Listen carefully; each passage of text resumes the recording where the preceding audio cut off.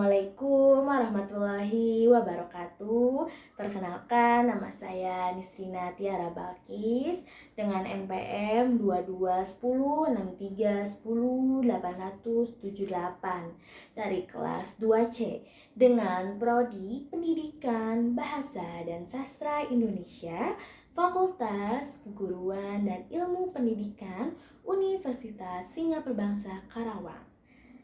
Berdirinya saya di sini ingin menyampaikan pidato dengan berjudul Pengaruh Besar Pembelajaran Jarak Jauh Selama Pandemi dengan tema dampak positif dan negatif dari pembelajaran jarak jauh. Assalamualaikum warahmatullahi wabarakatuh.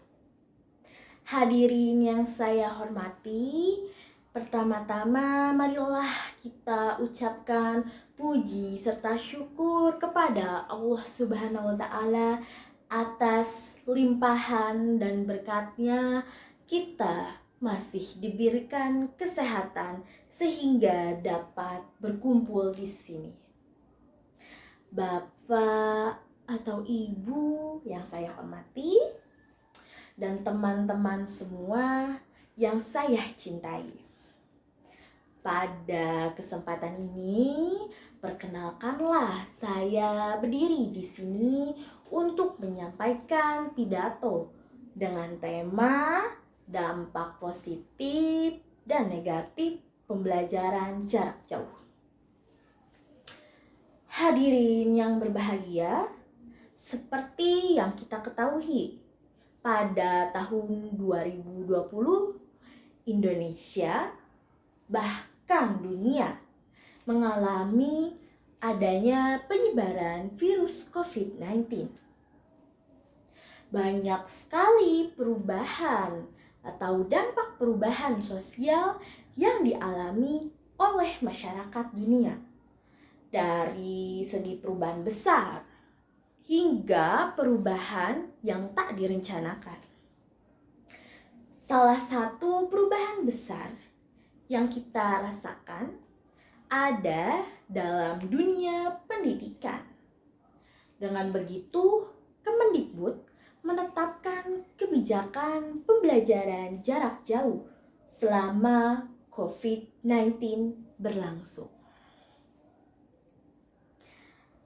Hadirin sekalian, pembelajaran jarak jauh merupakan metode pembelajaran secara formal antara peserta didik dan pengajar dengan tempat yang berbeda, dan proses pengajarannya pun diajarkan dari jarak jauh tanpa ruang kelas secara fisik.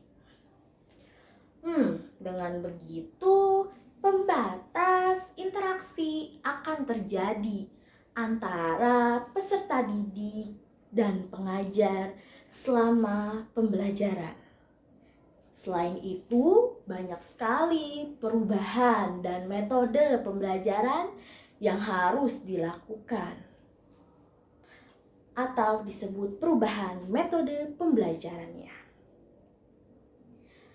Hadirin sekalian, lalu apakah pembelajaran jarak jauh ini akan memiliki dampak positif dan negatifnya sendiri terhadap para peserta didik dan pengajarnya? Dalam proses pembelajaran jarak jauh, tentu adanya dampak positif dan negatifnya sendiri. Pertama, kita akan bahas dampak positif dalam pembelajaran jarak jauh. Pembelajaran berbasis teknologi lah yang menjadi sorotan besar selama pembelajaran jarak jauh.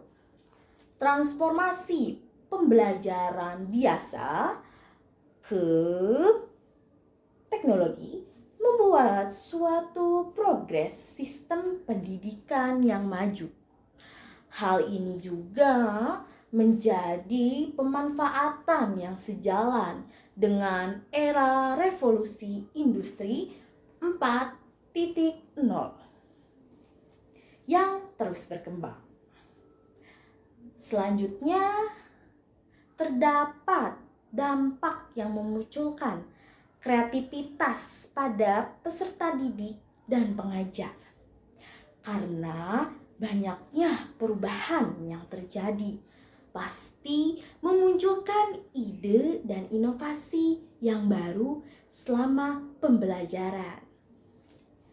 Dan terakhir, adanya kolaborasi yang baik antara orang tua dan pengajar. Peserta didik akan melakukan pembelajaran tersebut di rumah mereka masing-masing, di mana orang tua pun menjadi penanggung jawab dalam mengawasi proses pembelajaran anaknya. Hal ini menjadi acuan inovatif bagi pengajar dan orang tua dalam melakukan kerjasama selama pembelajaran jarak jauh berlangsung. Kedua, adanya dampak negatif pada pembelajaran jarak jauh.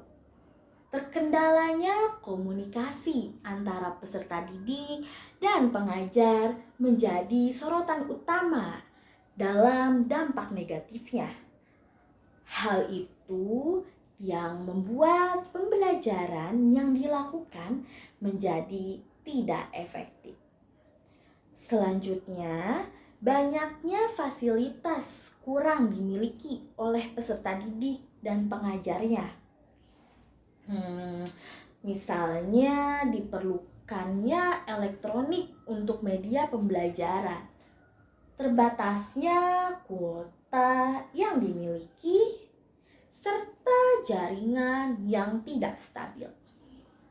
Terakhir, adanya angka putus sekolah sebagai dampak negatif pembelajaran jarak jauh karena sulitnya mengerti sistem pembelajaran jarak jauh dan kurangnya fasilitas yang dimiliki. Bahkan ada juga yang berniat untuk menikah di usia dini. Hadirin sekalian, itulah beberapa dampak positif dan negatif pembelajaran jarak jauh yang dapat saya paparkan. Dari semua dampak yang disebutkan, diharapkan hadirin sekalian bisa mengatasi masalah yang ada jika terdapat kendala selama pembelajaran jarak jauh dan dapat memahami bahwasannya pembelajaran jarak jauh juga memiliki sisi baiknya untuk kita semua. Demikian pidato yang dapat saya sampaikan pada kesempatan kali ini. Semoga dapat memberikan manfaat dan hidayah kepada kita semua. Terima kasih atas perhatiannya. Semoga kita senantiasa dalam lindungan dan rahmat-Nya. Wassalamualaikum warahmatullahi wabarakatuh.